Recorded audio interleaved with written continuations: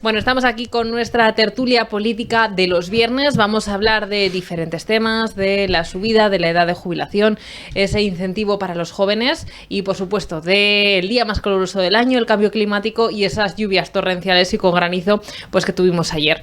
Para hablar de todo esto están nuestros invitados de viernes que nos van a acompañar durante toda esta hora. Así que les damos la bienvenida. María Victoria Arruga, muy buenos días. Buenos días, encantada. José Luis Lajara, bienvenido de nuevo. Hola, buenos días, ¿qué tal? Y si les parece, pues vamos a arrancar con ese primer tema en el que lo vamos a ver en unas imágenes. La vicepresidenta del Gobierno propone una medida peculiar. Europa Press. Yolanda Díaz propone dar 20.000 euros a los jóvenes que cumplan 18 años para que puedan emprender o formarse. Público.es. Sumar propone una herencia universal de 20.000 euros para jóvenes que cumplan 18 años. ¿Pero 20.000 euros para todos? Shataka.com. Una ayuda de 20.000 euros para los jóvenes sin importar su renta. ABC. Te apellides Botino Iglesias. Así son los 20.000 euros que quiere dar Yolanda Díaz a todos los jóvenes de 23 años. Ni el gobierno se pone de acuerdo. Elplural.es. Pugna en la izquierda por la herencia universal de 20.000 euros para jóvenes propuesta por Díaz. La Vanguardia. Calviño rehace a la propuesta de Yolanda Díaz de dar 20.000 euros a los jóvenes. ¿De dónde va a salir el dinero? La Verdad. Garamendi ante la medida de los 20.000 euros para emprender. Que se estudien las cuentas. Libre Mercado. ¿Tiene algún sentido regalar 20.000 euros a los 18 años? ¿Qué opinan nuestros invitados? ¿Son partidarios de este reparto de dinero a los jóvenes? ¿Sería eficaz? Bueno, pues yo creo que es un tema a debate muy importante porque se ha lanzado previo a las elecciones. Hablemos también de que estos jóvenes son nuevos votantes. Entonces, todo esto puede influir un poco, pero ¿ustedes qué opinan de que se dé este dinero? Parece ser que independientemente de las rentas y para qué se ha utilizado. ¿Si le parece, María Victoria? Sí, me parece una medida populista y, como muy bien dices, en el momento de las elecciones, cuando se va a votar. Me parece una barbaridad.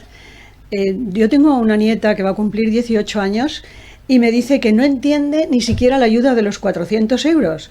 Dice, pero 400 euros a mí, ¿para qué? Para temas de educación, para temas de cultura. Pero claro, dice, no sé, yo iré al teatro cuando me apetezca, pero... Sí, está hablando usted del bono cultural, ¿verdad? Exacto, del bono cultural de los jóvenes. Así que si no entiende los 400 euros, mucho menos entiende el tema ahora de los 20.000. O sea, me parece una medida fuera de todo tipo de razonamiento, una barbaridad y además de manera indiscriminada. O sea, es que eso no tiene sentido. No puede ser que se dé a todos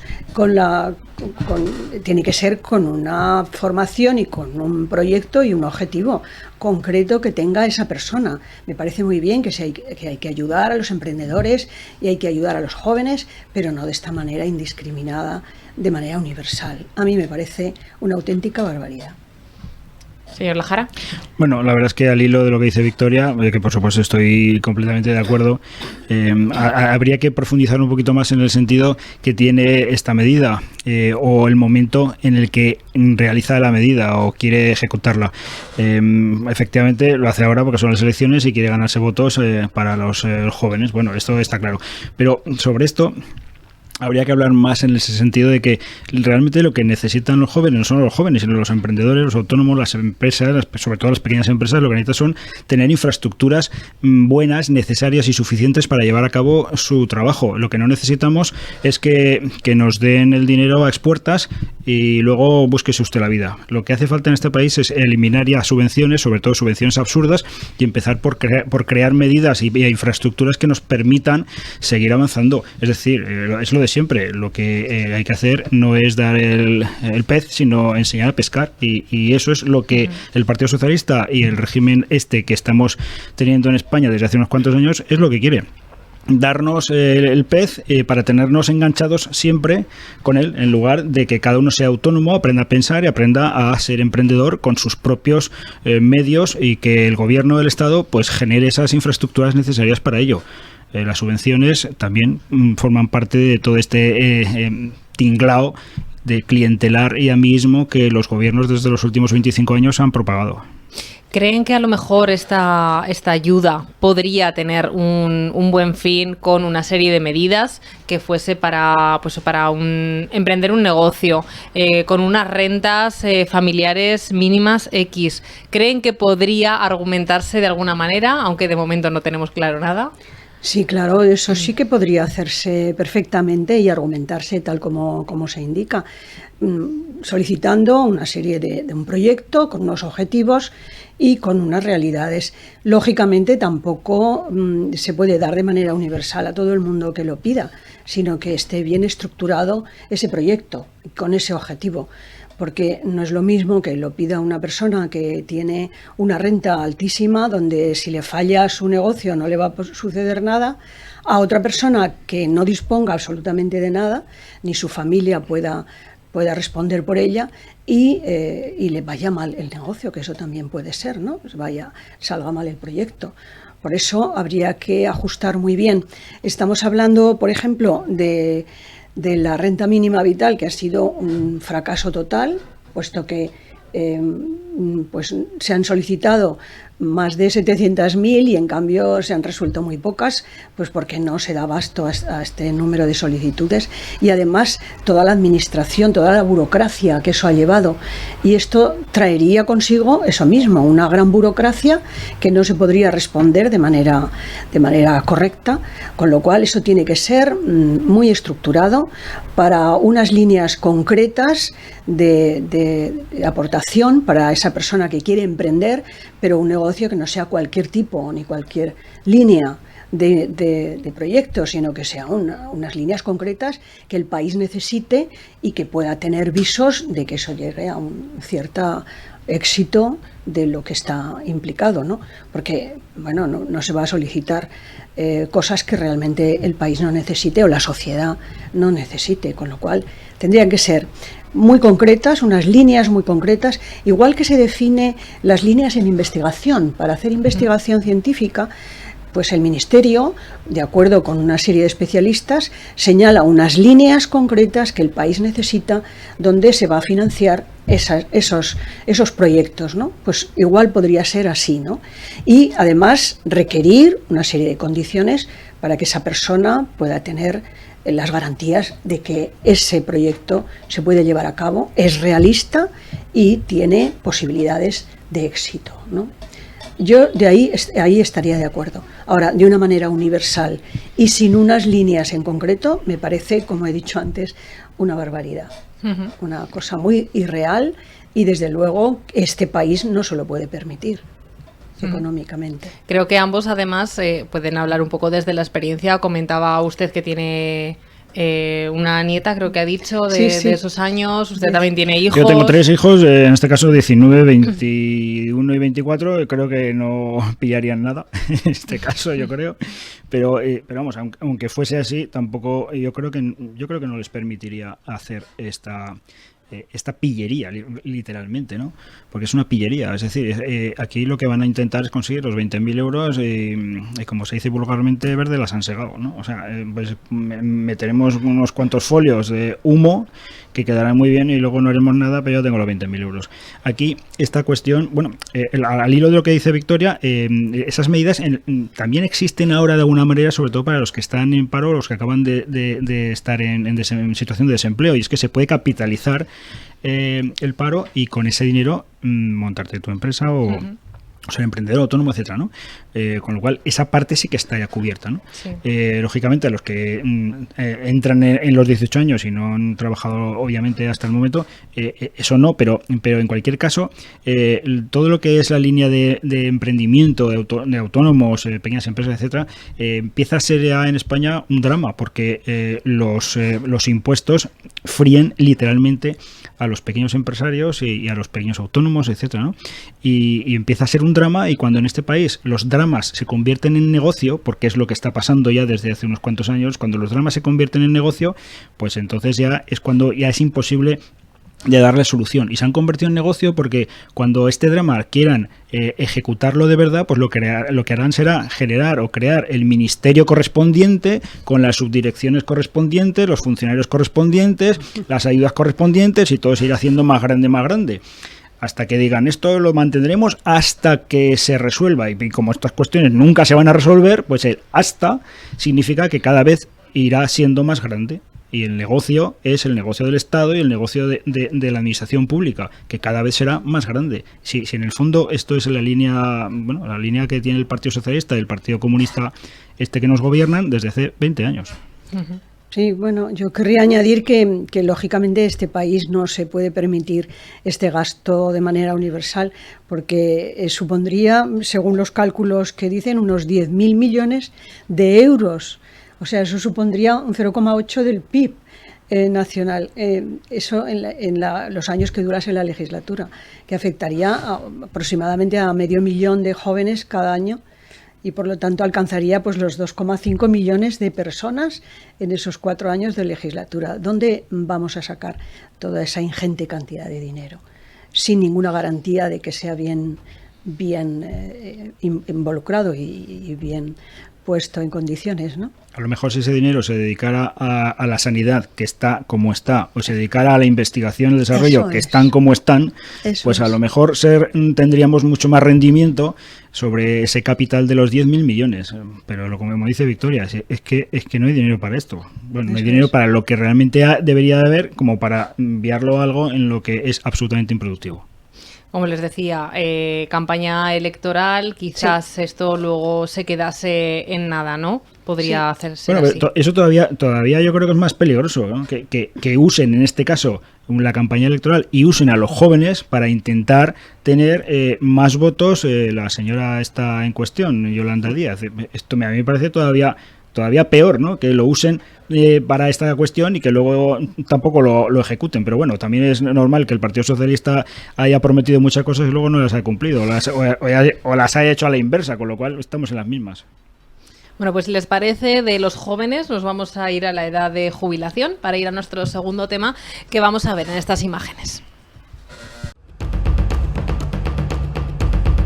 De los creadores de Jubilación a los 67 llega ahora Jubilación a los 70. Newsdiario.es. El Círculo de Empresarios plantea retrasar la edad de jubilación más allá de los 70 años. Elplural.com. El Círculo de Empresarios pide elevar la jubilación por encima de los 70 años. Las provincias. La última receta para las pensiones, jubilación de los 68 a los 72 años. La Razón. La jubilación a los 70 años para salvar las pensiones. ¿Qué opinan desde el gobierno? Europa Press.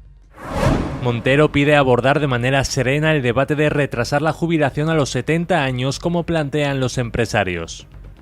Europa Press. Escrivá descarta la jubilación a los 70 años. La propuesta tampoco es tan novedosa. En el 2009 algunos ya la planteaban. Hoy.es. Las cajas de ahorro proponen la jubilación a los 70 años. Es un globo sonda para que nos preparemos. Las pensiones pueden soportar casi 30 años de jubilación. ¿Tenemos asegurada nuestra pensión?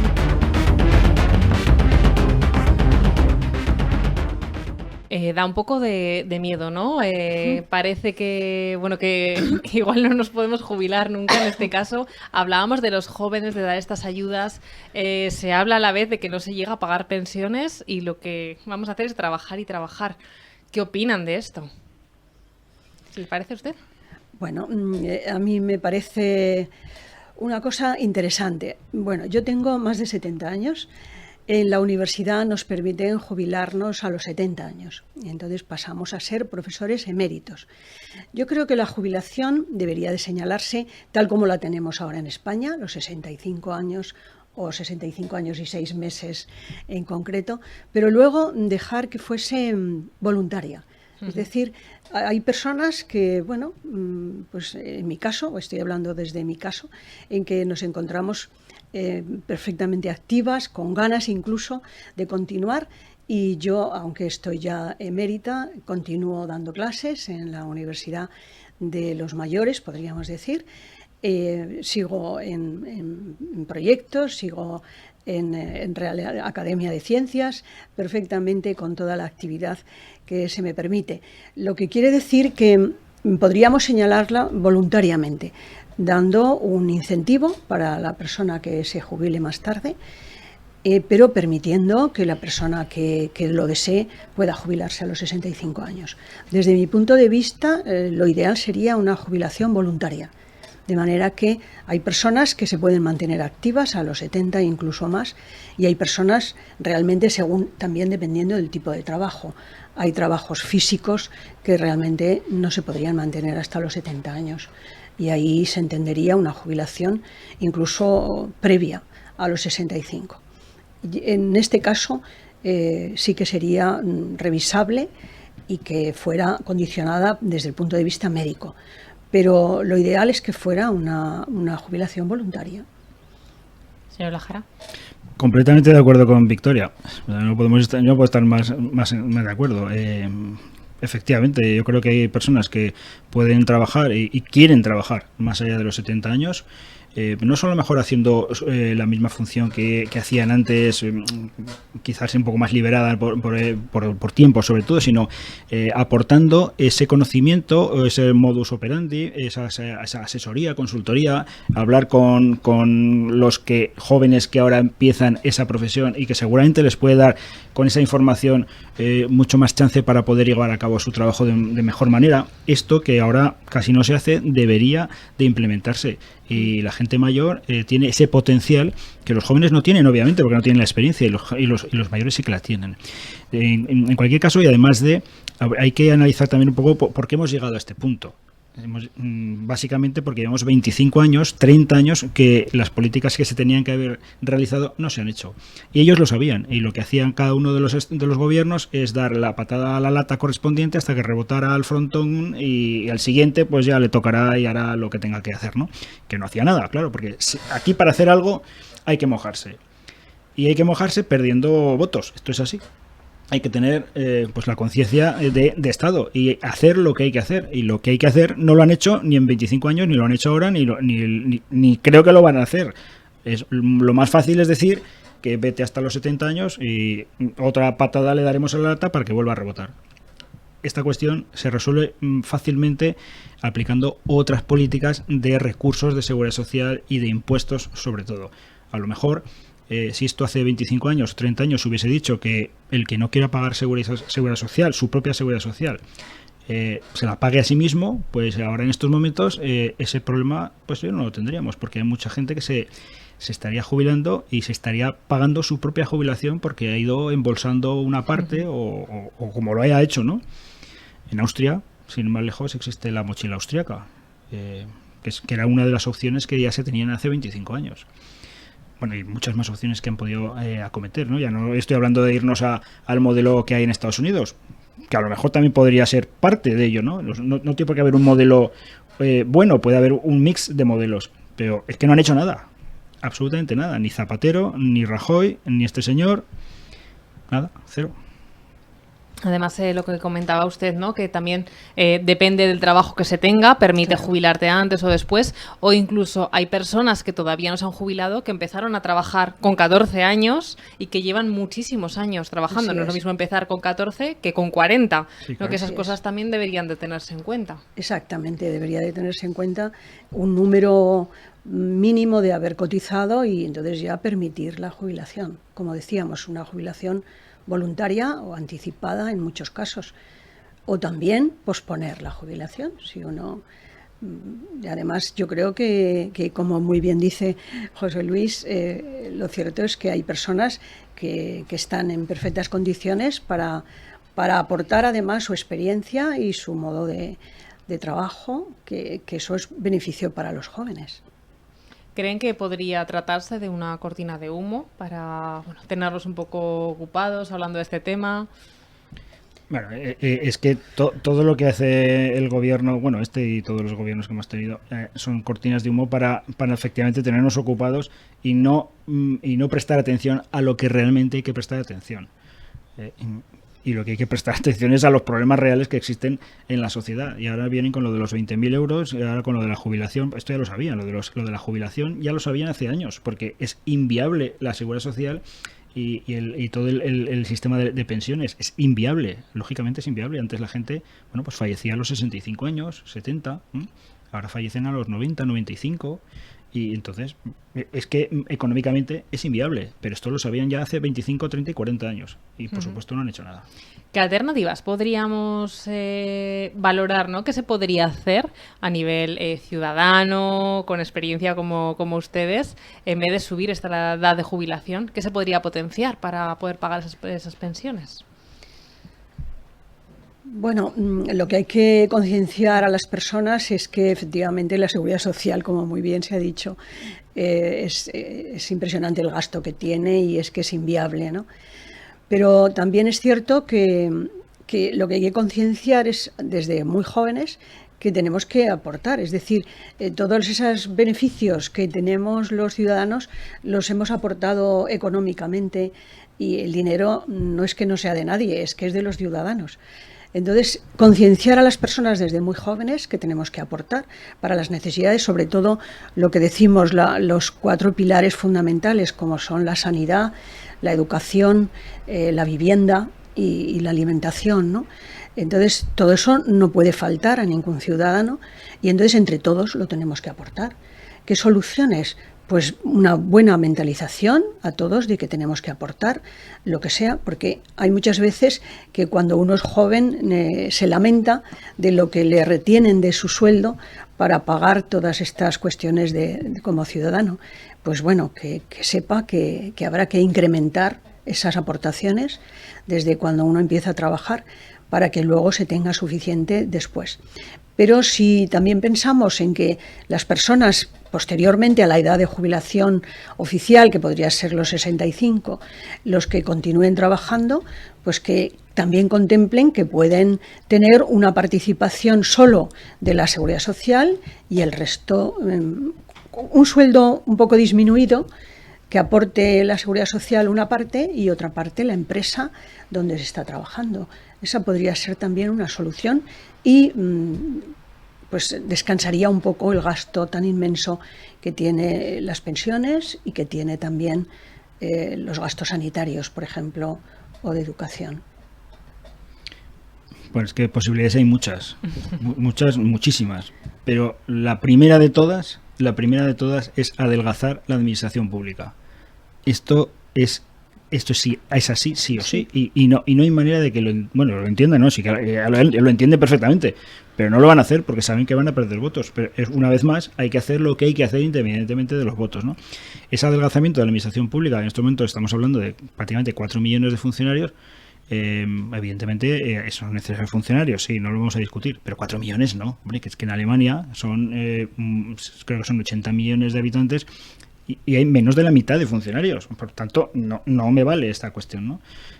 Básicamente por lo menos un 30% como mínimo sería posible adelgazar esa administración pública. Bueno, aquí tenemos las comarcas que no sirven para nada, en fin, direcciones generales, ministerios que dudo que sirvan para mucho, mucha administración burocrática administrativa que genera lo que hemos comentado antes, ¿no? Se generan problemas donde no los hay para engordar la administración pública y mantener a todos ocupados, pero ocupados moviendo papeles, simplemente. Ese dinero bien se puede destinar a la seguridad social, sobre todo hasta que se decida el modelo a actuar o en el momento en que actúe el modelo nuevo, que lógicamente tendrán un menor impacto económico para la seguridad social, pues ahí tenemos esa partida de administración pública que se podría destinar a cubrir esa temporalidad de falta de recursos para la seguridad social.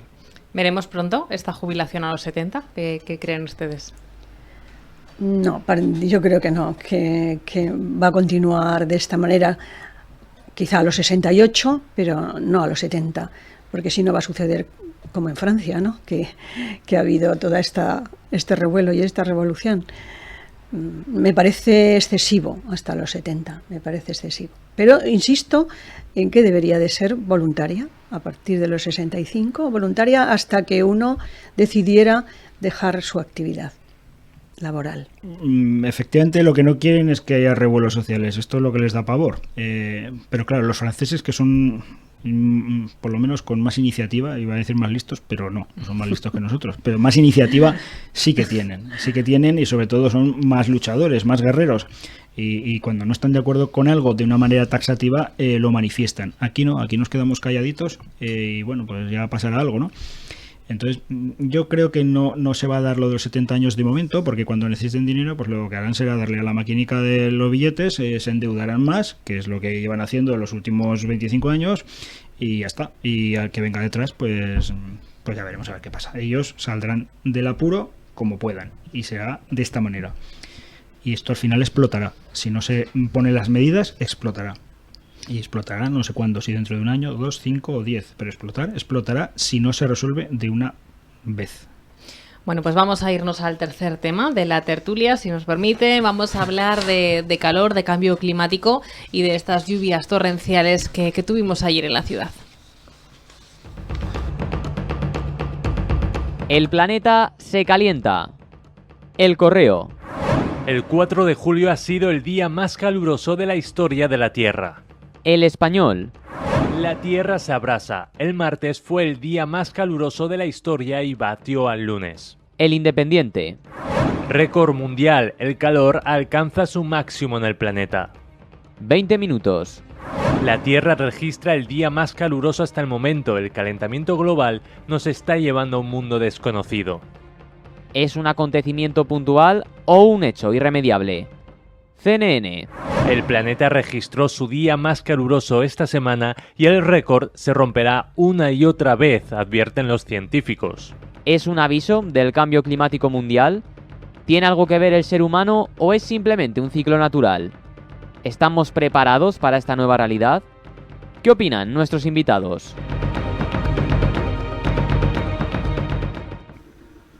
Bueno, hablaremos ahora enseguida de lo que pasó ayer, sobre todo aquí en la ciudad, pero primero vamos a hablar de este cambio climático, de esta tierra sobrecalentada, si les parece, y pues que hemos tenido el día más fuerte y no va a ser el primero.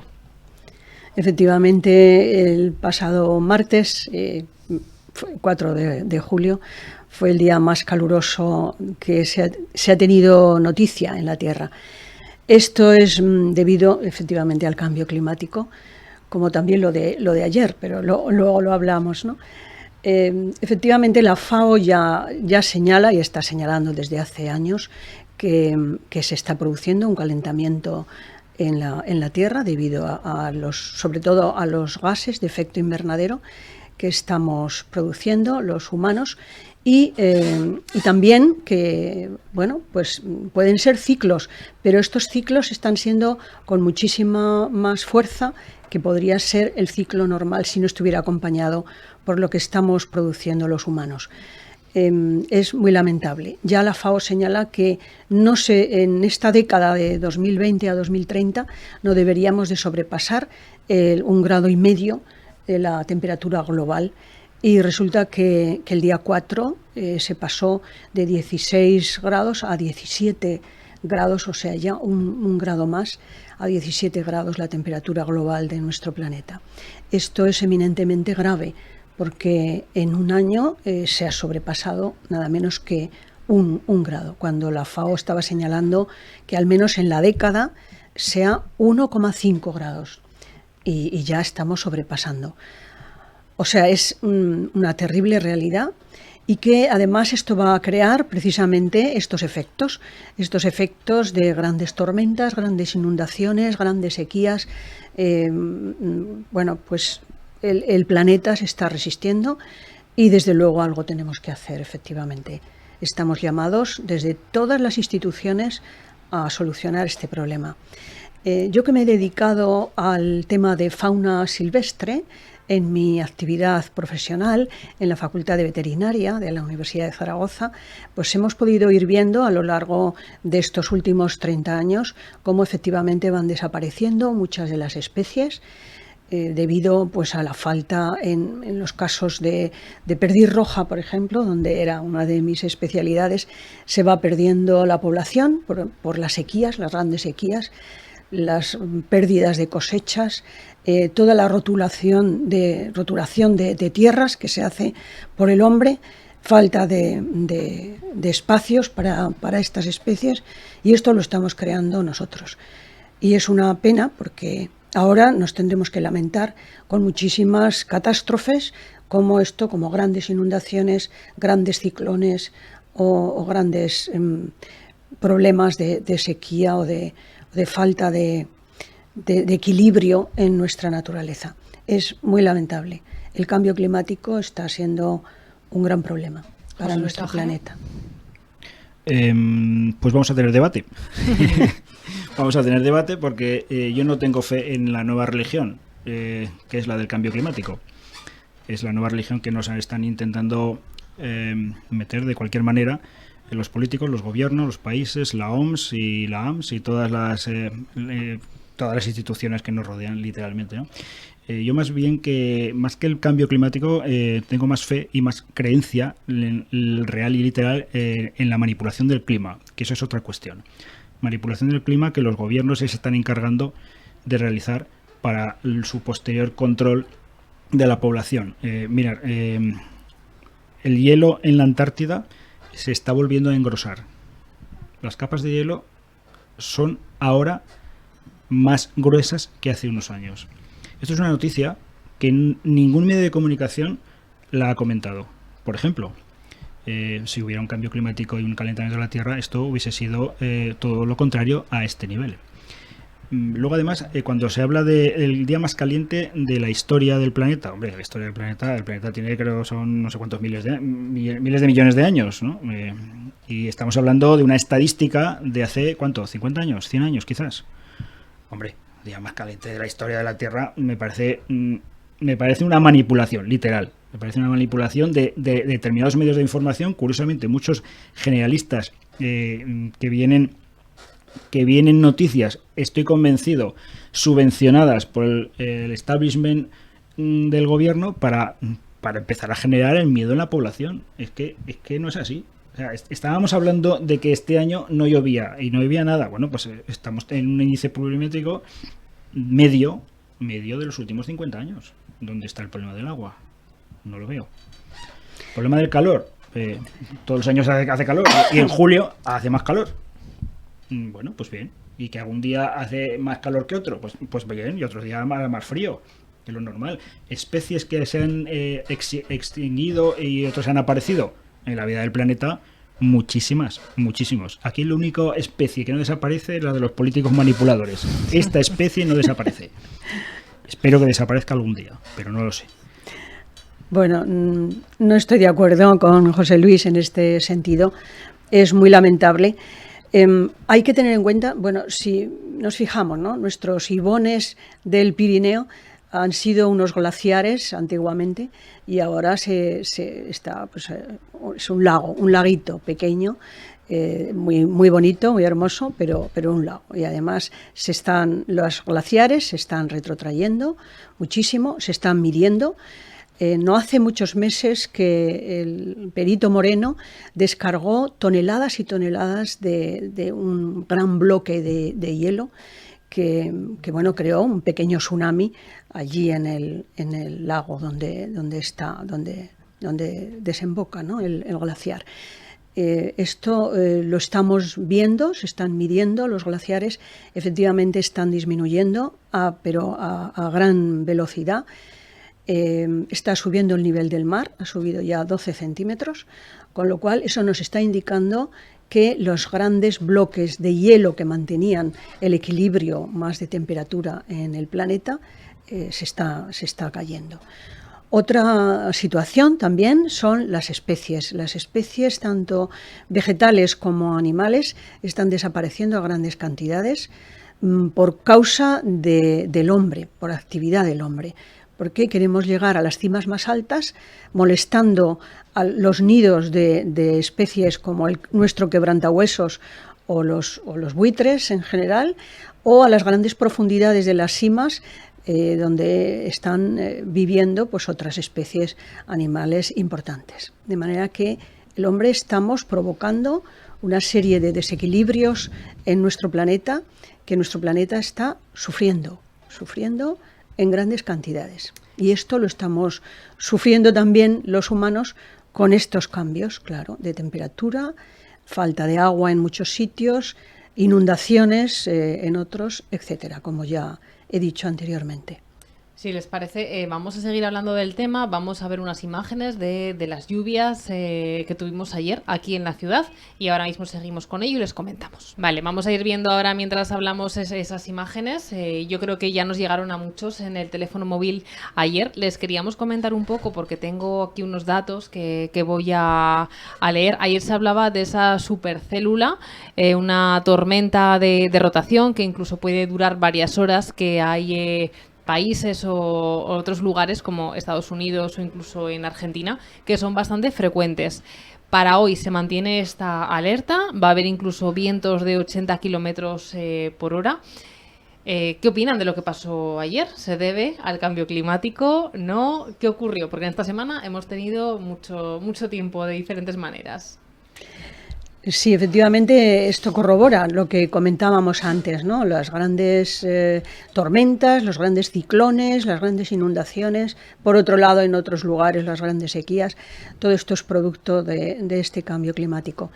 Hay que decir que también el hombre, además de que estamos destruyendo muchos medios y muchos hábitats, deberíamos de ser conscientes de reorganizar otros. Por ejemplo, lo que se llama las grandes torrenteras. Eso ya sabemos, lo que sucedió en el tercer cinturón ayer es porque se rompió uno de los torrentes y se desbordó. Entonces, esto sí que lo podríamos encauzar y para eso están ingenieros de montes o sobre todo ingenieros de montes, que podrían encauzar estas torrenteras para evitar precisamente que estas grandes inundaciones que se van a seguir sucediendo en el futuro, pues pudieran causar los daños que han causado. Afortunadamente no ha habido daños personales, pero sí que ha habido muchísimos graves materiales y desde luego, bueno, las imágenes que se ven, personas subidas en los techos de los coches porque si no se les hubiera inundado el interior, pues la verdad es que hemos estado a punto de una gran tragedia. Pues esto se podría evitar si no solo nos dedicáramos a realizar graves desperdicios y destrucciones en la naturaleza, sino que tratáramos de reorganizar estas situaciones y reorganizar, pues eso, los torrentes en el campo y poder prevenir precisamente estas grandes inundaciones. Y para eso tendrían que estar los políticos, efectivamente, para pues ayudar para estas situaciones e invertir para estas situaciones. José Luis. Bueno, dudo mucho que los políticos inviertan para estas situaciones. La realidad, sí, no ve que esto es así. Vamos a ver, esto que pasó ayer, evidentemente pasó por las lluvias, etcétera, ¿no? Pero pasa fundamentalmente porque toda la avenida de agua que se ve en las imágenes está sobre una avenida que antes era un barranco.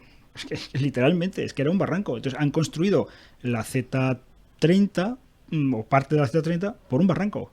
Entonces, ¿qué es lo que quieren? Pues que pase exactamente lo que pasó hace unos años con el camping de se le voy a decir ahora mismo, ¿no? Es un poco el recuerdo es de que lo es del lo camping mismo, de Biescas. el camping de Biescas es exactamente lo mismo. O sea, el problema del cambio climático, el problema es que lo han hecho mal. Es que lo han hecho rematadamente mal.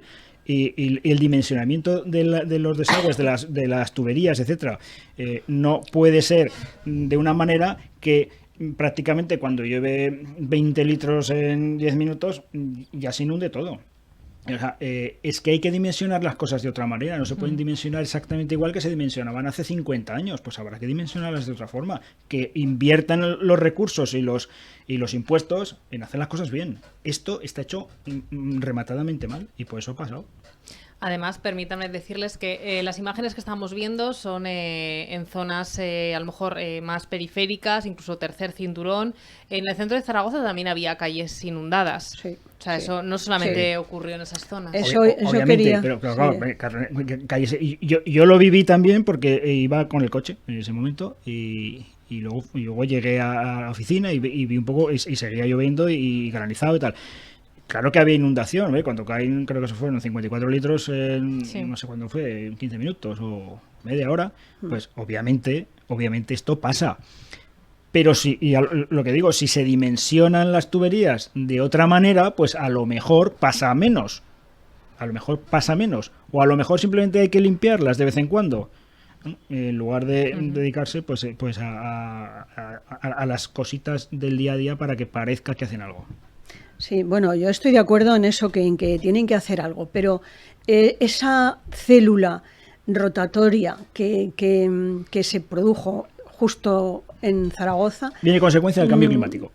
No, pero no se hubiera producido porque aquí no teníamos esas tormentas tan terribles, y es verdad que ahora las vamos a tener. O sea que bueno, algo pasa yo cuando... he vivido, Victoria, tormentas de este tipo en otras zonas de España no muy alejadas de aquí, Calatayud, Soria, todo esto, pero como esta, unas cuantas. Efectivamente, en Zaragoza no he vivido ninguna similar. Bueno, parecida sí, pero a lo mejor tan grave no. El problema de la gravedad de esta tormenta de ayer es que si no hubiera existido el barranco este de la Z30, pues a lo mejor no hubiese salido nada en las noticias.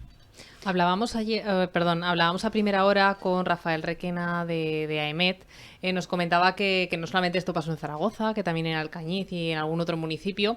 Lo que pasa que al haber sido la ciudad, claro, se le ha dado como más trascendencia, ¿no? Pero que realmente que no era un caso aislado ni tan preocupante. Lo que pasa que hizo un colapso de tráfico, de personas. Bueno, pues hemos visto imágenes preocupantes también de gente subida encima de los coches, pero que realmente es porque sucedió en Zaragoza y por eso se le ha dado esa importancia. Si esa tormenta se desplaza 10 kilómetros, solo 10 kilómetros. Sí, pero claro, esas personas que estaban subidas en los coches eran personas jóvenes, pero si eso le toca a un anciano, a una persona mayor, eso no lo puede hacer, y entonces hubiéramos tenido alguna tragedia personal. Indudablemente, con estos cambios, el cambio climático es una realidad, yo lo mantengo y lo sostengo que es una realidad que está afectando a muchísimos aspectos de nuestra vida y que si no hacemos algo, pues esto va a ir cada vez en aumento. Tenemos previsión de que esta tarde estamos en alerta, podría volver a pasar esto, además con fuertes rachas de viento.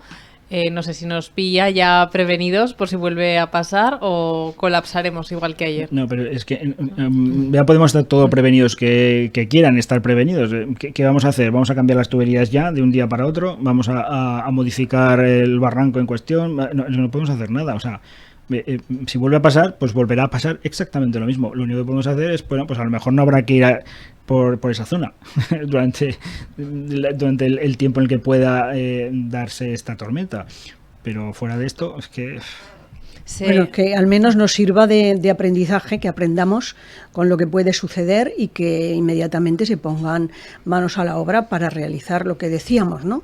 El proteger todas estas vías de comunicación, porque es posible protegerlas mediante un diseño de otros tipos de barrancos, ¿no? De barranqueras, para poderlos restituir, ¿no? Y hacer que no pueda suceder, porque esto nos va a seguir sucediendo.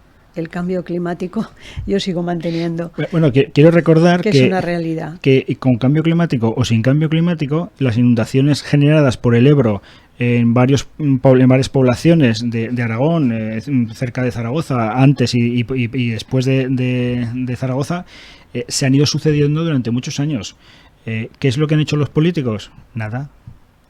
Absolutamente nada. Los pobres agricultores veían anegadas sus tierras y sus casas, ¿no? ¿Y qué es lo que hacían? Darse un paseíto por ahí con las botas manchadas de barro para que se viera que hacían algo. Esto es todo lo que han hecho. Ni han dragado los ríos, ni han resuelto, ni han hecho barranqueras, ni han hecho nada, absolutamente nada. Está exactamente igual. Y cuando crezca el Ebro pasará exactamente lo mismo en Pina, en Osera, en Fuentes de Ebro y aguas arriba del Ebro, pues pasará exactamente lo mismo. Y seguirán hablando de que esto es consecuencia del cambio climático y fijaros vosotros, no, es que ustedes no están haciendo nada. Esta es la cuestión.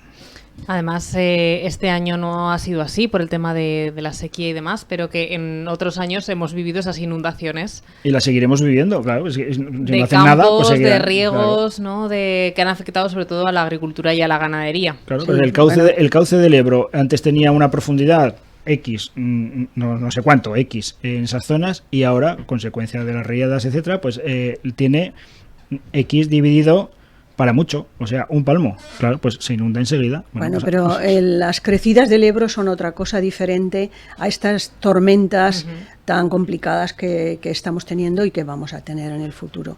Las crecidas del Ebro son debidas a todo el deshielo, ¿no?, del Pirineo, y los afluentes bajan cargados de agua, y siempre ha sucedido efectivamente las crecidas del Ebro en primavera, ¿no? Sí, que nos hemos ido de un tema a otro, hemos ido sí, pero todo tiene que ver con ligando temas. Todo tiene que ver al final. Bueno, nos vamos a quedar con esto que ocurrió ayer, que esperemos que esta tarde, si hay tormentas, no sean tan graves. Sí. Con los próximos días de calor, que bueno, que parece que ya tenemos el verano aquí, por fin. Y les agradecemos mucho que hayan estado con nosotros en la tertulia de viernes. Muchísimas gracias a los dos. Muchas Vale, gracias a gracias. vosotros, y encantada de haber compartido con Sí, José primera Luis. vez que compartimos Encantada. tertulias. Bien. Bueno, pues agradecemos la presencia de María Victoria Arruga, de José Luis Lajara, y nosotros despedimos la tertulia, pero continuamos en Esto es Aragón.